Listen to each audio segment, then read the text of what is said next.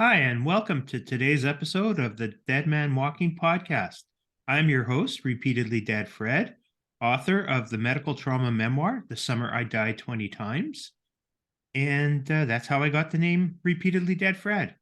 Actually, I got the name Repeatedly Dead Fred through the person who referred me to today's guest, Sam Amit, who's a super coach. So Deanna Petrini gave me the name Repeatedly Dead Fred, and it sort of stuck. So, Sam, welcome to today's podcast. Thank you, Fred. I'm really happy to be here. I'm happy to have you. So, I understand you've got a backstory, and I also understand you've got a book, which you're not really trying to promote so much, but it would be nice if it did get promoted. So, do you want to tell us about the book first, or do you want to tell us your origin story first? Yeah, maybe I'll tell you a little bit around the book and my passion in life, where maybe the two of them will connect. Yeah.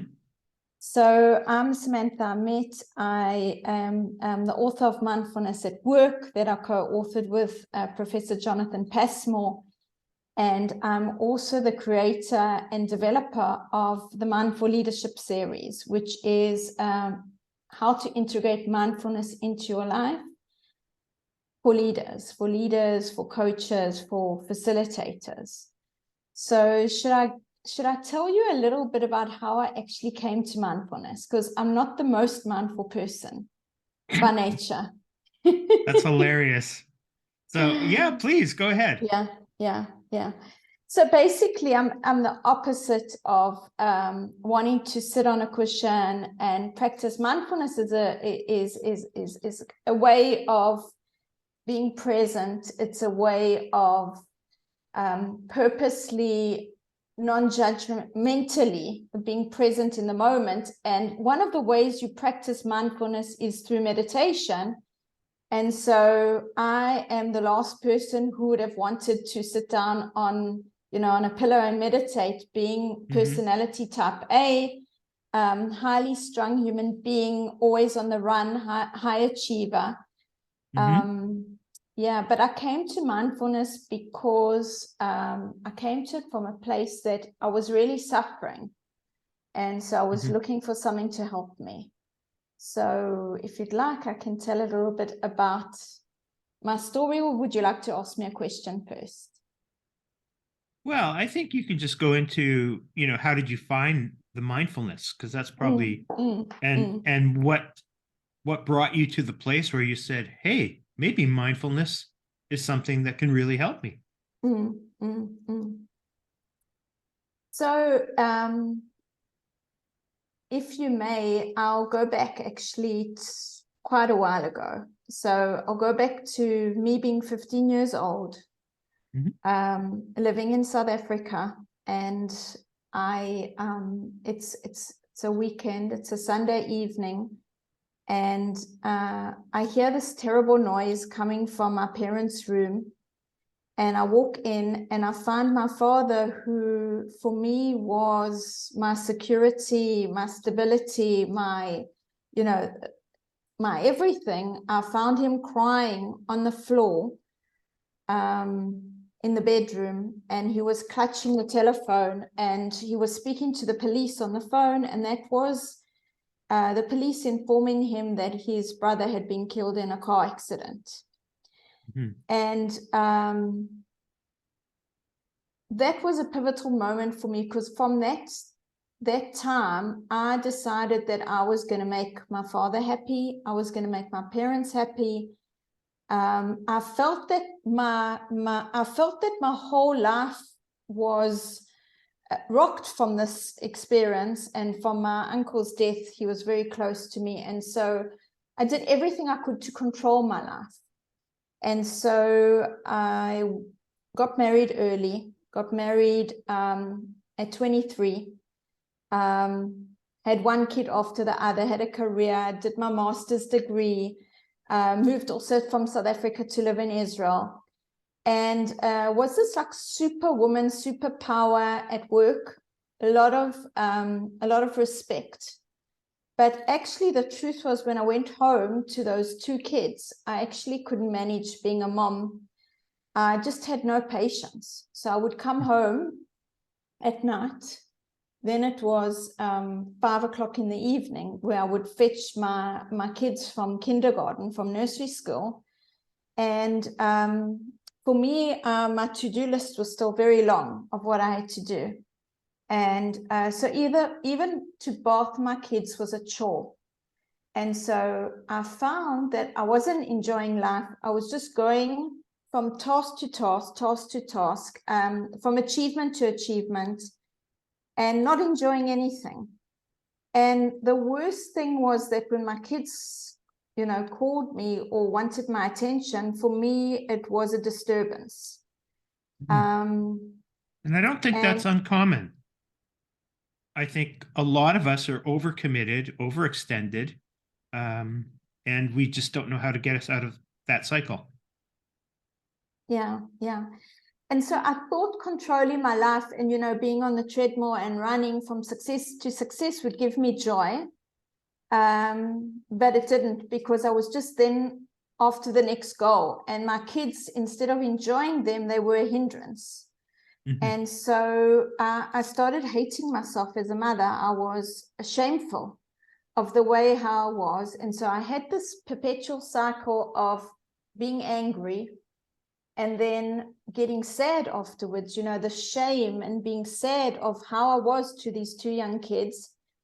And so there was a turning point when I went home to South Africa and I spent time there, and everything was like bliss. I was, my mom cooked and she did the washing and the kids were all happy, and I could be a loving mom because I was present with my kids. I was enjoying the holiday.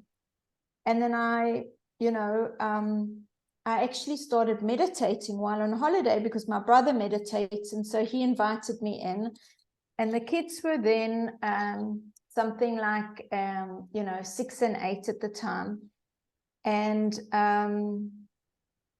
it just was such a wonderful holiday. And when I came back to Israel, everything changed again. And I went back into, my life of being this superwoman at work and this respect, and then coming home and hating myself. And actually, I took my anger out on my husband as well, because when he came in the door, I would throw the kids at him so that I could send another email or do something else. And so I knew something had to change. And I then committed to 5 minutes a day of meditating.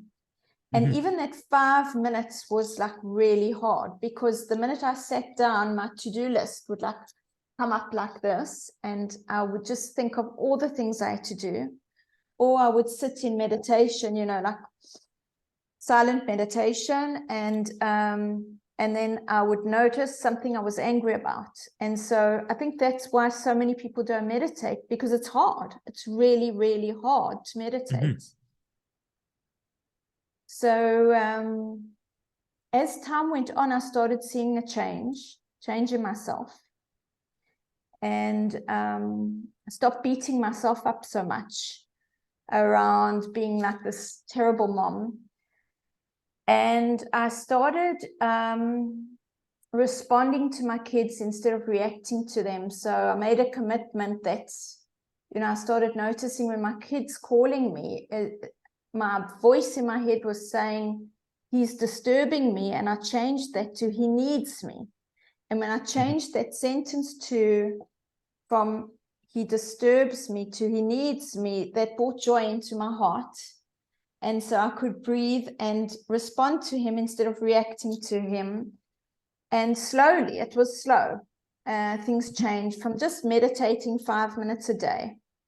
And I did a course that's called Mindfulness-Based Stress Reduction, which is a course by John. Just stop me if I'm rambling on.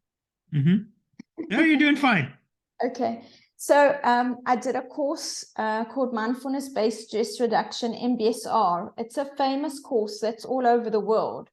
And basically, it's an 8-week course which teaches you mindfulness. And the more I practiced it, the more I saw myself changing.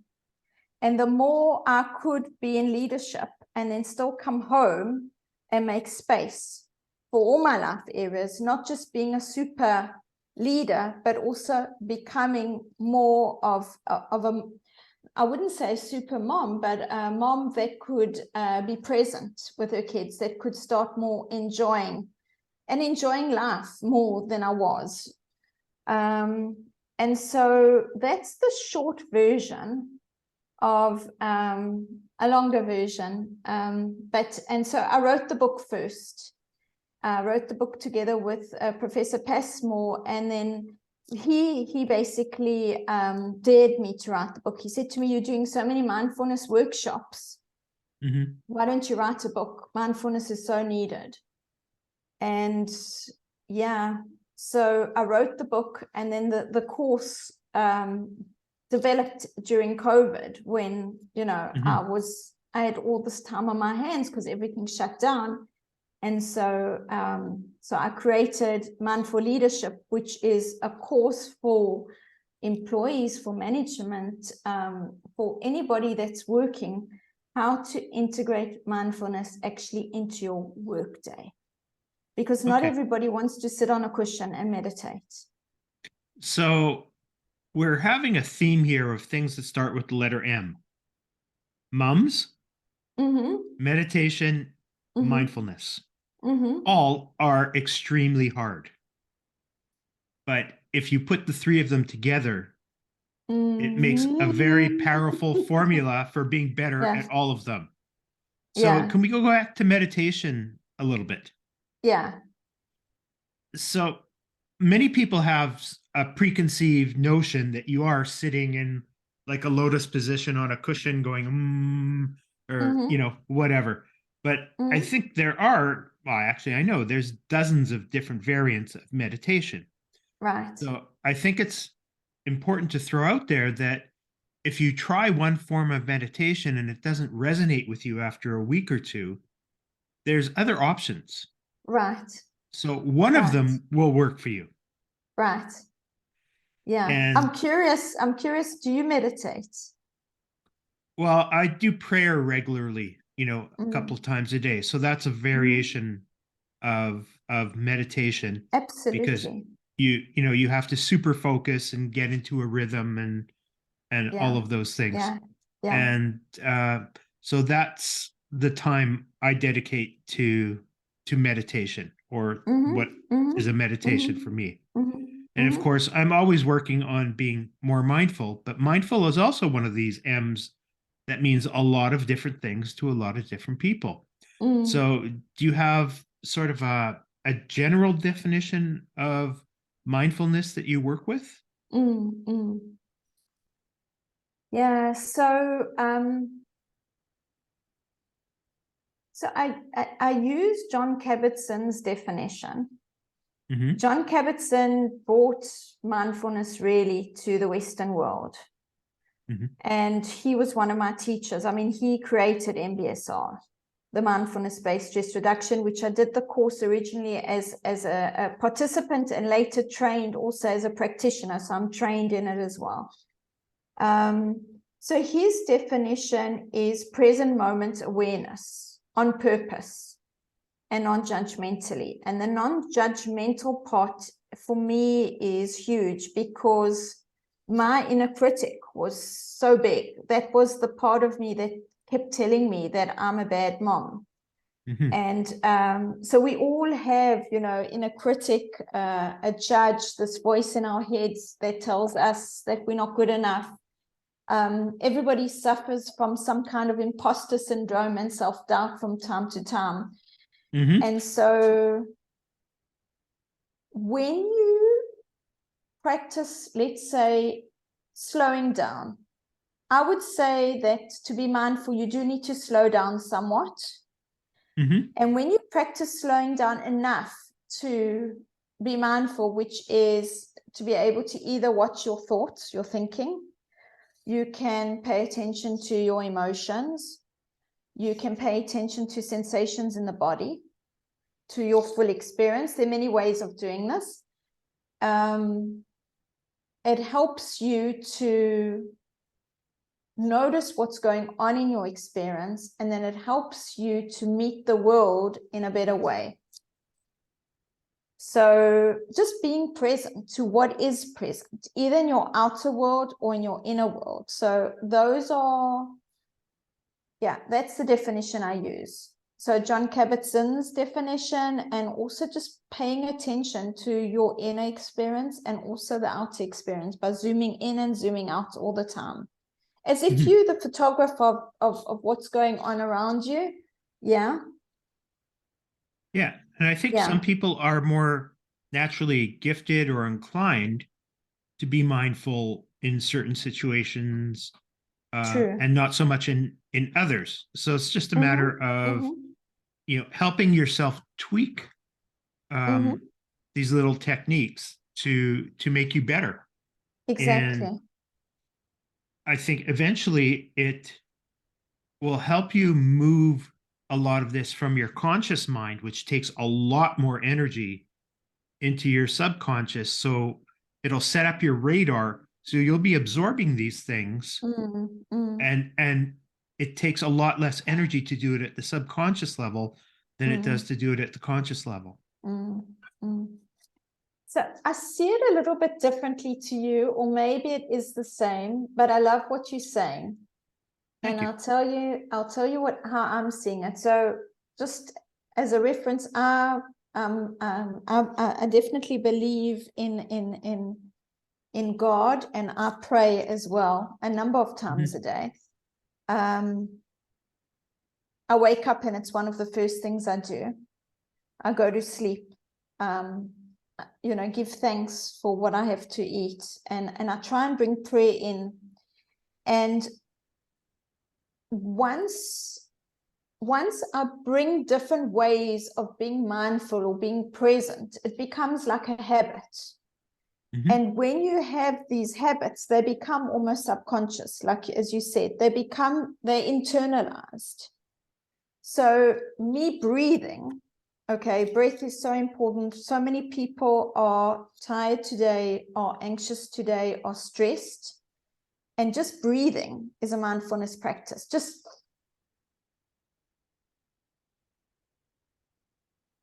And so once you do that more often during your day as a way to calm you down, it actually becomes almost like a habit. And so throughout your day, you can continually be calming yourself down, because we need to continually calm ourselves down, because we are working in environments that are very, very stressful. I don't know any country that doesn't have its stress and its politics. So I work with leaders in 30 different countries, and wherever I go, everybody has their share of having to manage their stress. And so using mindfulness as a way to increase your presence and notice what's going on and decrease your stress through prayer, as you say, through breath, through really listening and getting that the person in front of you is triggered by something else and it's got nothing to do with you, can help you actually empathize. And actually, you breathe in. You need also use mindfulness to sometimes be careful not to take on that energy, which is often happening a lot at work when people are getting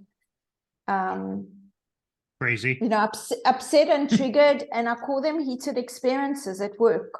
Yeah. Yeah. Well, I find breathing pretty essential to staying alive. But I think it's one of these things should be taught to us at a younger age, breath control. Whether you're starting your kids into sports or other academic pursuits or music, whatever. Yeah. Teaching breath work would make so many people's lives easier. Absolutely. Because when we tense, we stop breathing. Mm-hmm. And as you know, Fred, the line goes flat when we stop breathing. Yeah. Yeah, Yeah. been You know there, about been there. that. So I had Yeah. a performer on the podcast. I don't know if her episodes have been released. Julia Langley. She's a singer for Cirque du Soleil, and Mm-hmm. for her part of her side gigs, she teaches people how to do performances. I mean, she works with leaders, she works with Mm, musicians, she works with actors, mm. she works with people trying to go on job interviews. And a big part of what she teaches is breath work Yeah. because Yeah. that helps put you in Yeah. control. Yeah. Yeah. Yeah. Yeah. So tell us about some of the leaders maybe that you've worked with, if you're allowed to. Oh, I have so many stories. Mm-hmm.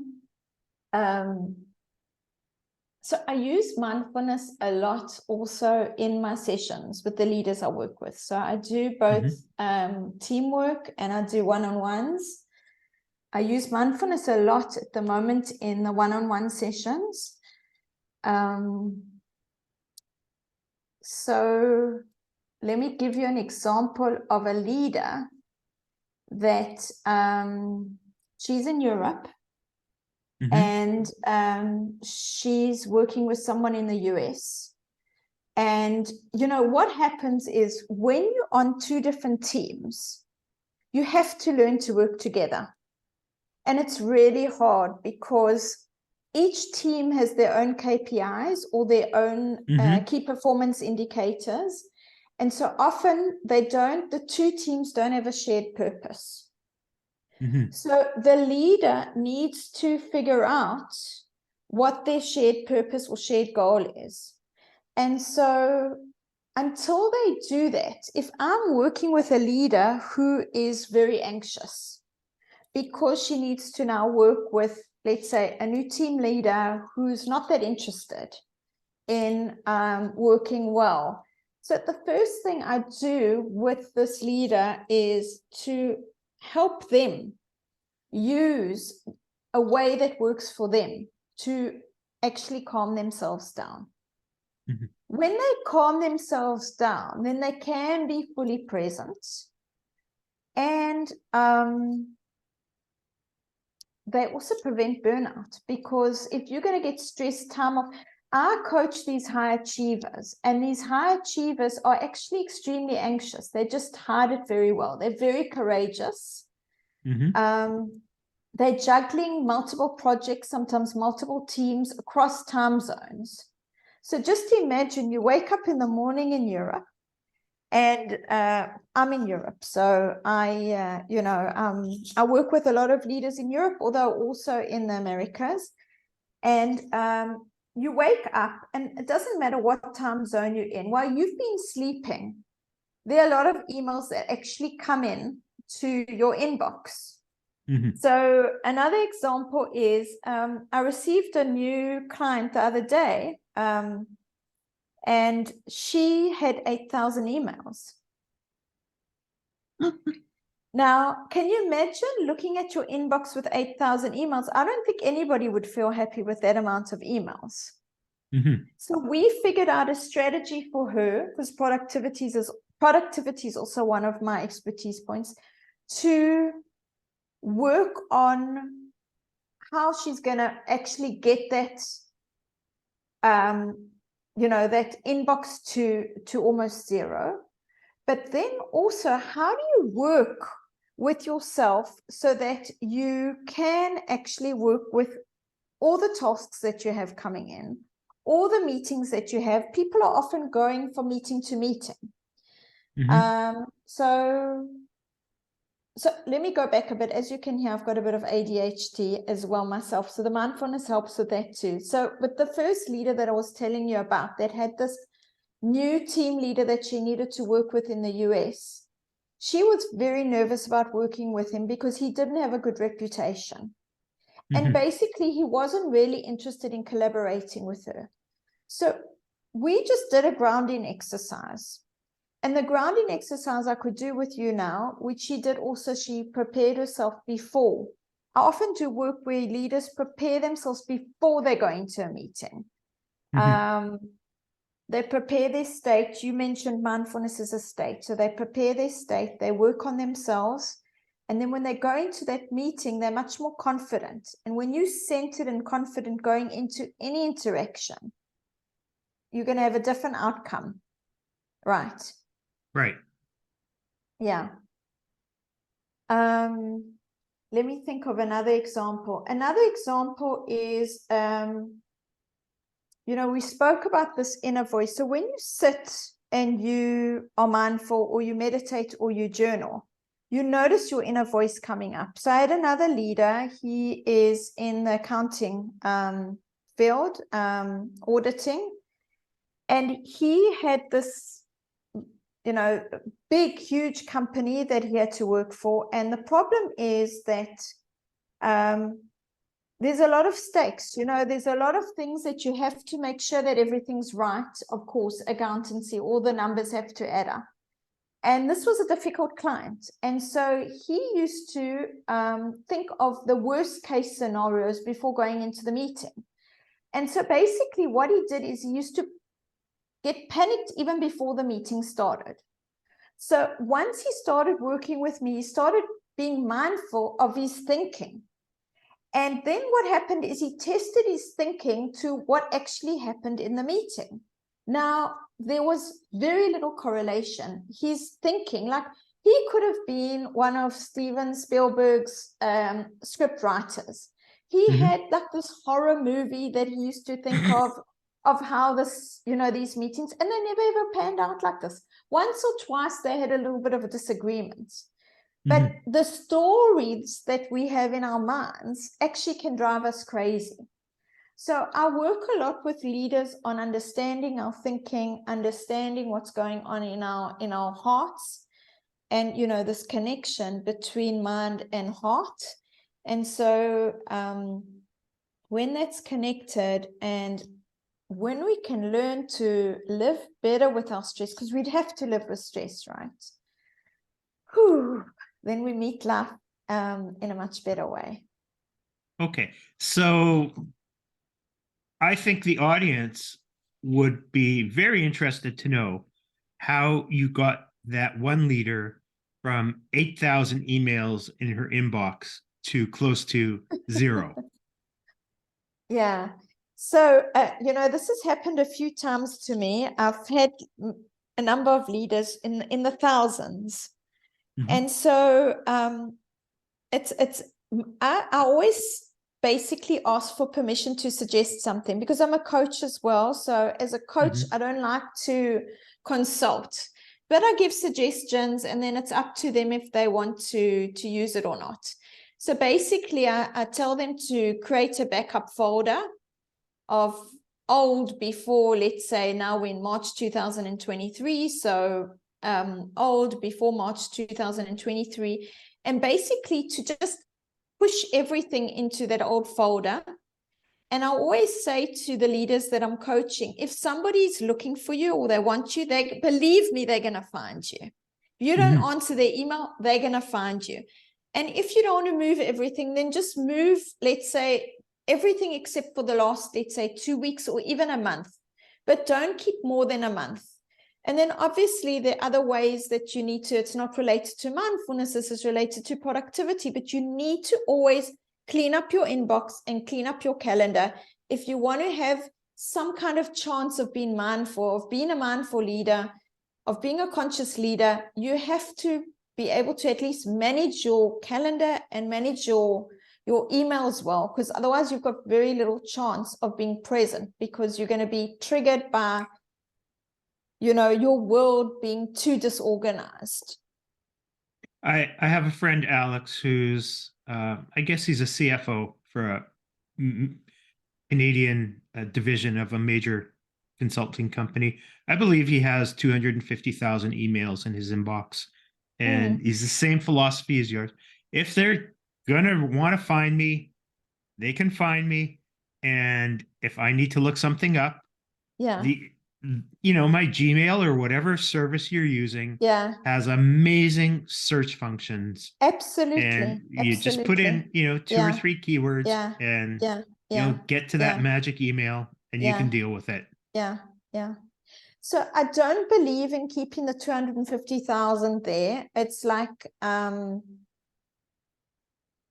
it's not a good idea to watch a thriller movie before you go to sleep, or there are lots of things that are not good for you, right? You've made huge changes to your life in order, to, be healthy, feel healthy. And so there are things we need to do. I think there are very little people that would like to see 250,000 emails or even 10,000 or 5,000 emails and feel comfortable. So I do believe in clearing the way, letting go of what we don't need. That's a big part of mindfulness. Mindfulness, one of the attitudes is letting go. Letting go. We have to continually let it go in order to be able to focus on what's most important right now. Because mindfulness is very much about focusing, and leaders today, to be successful, need to make quick decisions. They need to pivot. And in order to do that, they need to have less clutter. So they need to be able to physically, in the body, emotionally, in the heart, and mentally be able to delegate, pull things away from them, to be able to focus on what's most important to succeed in work and in life. One of the greatest productivity tips somebody gave me was turning off email notifications. So, and I've turned them off mostly for LinkedIn. Like there's very rarely a LinkedIn emergency. For a couple of my family members, they still have notifications. The other thing is turn off your notifications on these evil things. Yeah. And that'll just help you so much. Absolutely. Yeah. So we're coming towards the end of our session, Sam. So if somebody wanted to find you, how would they go about finding you? Yeah. So thanks for that question, Fred. I have my best ways to interact on LinkedIn. I love LinkedIn because I believe that is the place for leaders to interact. So my LinkedIn is Samantha Amit, Amit. I also have a YouTube channel called Samantha Amit. So I do a lot of video work, and so I'm an energy person. So I think that comes across in my voice, in the videos that I create, the mindful leadership digital courses, all video run. So they would find me on YouTube, on LinkedIn, and my website is Ask Your Coach with hyphens in between. Ask-your-coach.com. And obviously through this podcast, because I'm sure you'll, in your podcast notes, maybe have links to that. Well, I will after this. Yeah. Okay. So that's fantastic. What level of leader does somebody have to be to fit into your coaching criteria? Like how advanced in a career? Are you only like at the C-suite level, or do you work with people below that? Yeah. So truthfully, I'm passionate around getting mindfulness out to the world, and that's why I created the course, that people don't need to have one-on-one time with me. The people that have coached with me and have gone through the course feel like I'm with them all the time. So they really feel the work that they've done with me. They see that in the course as well.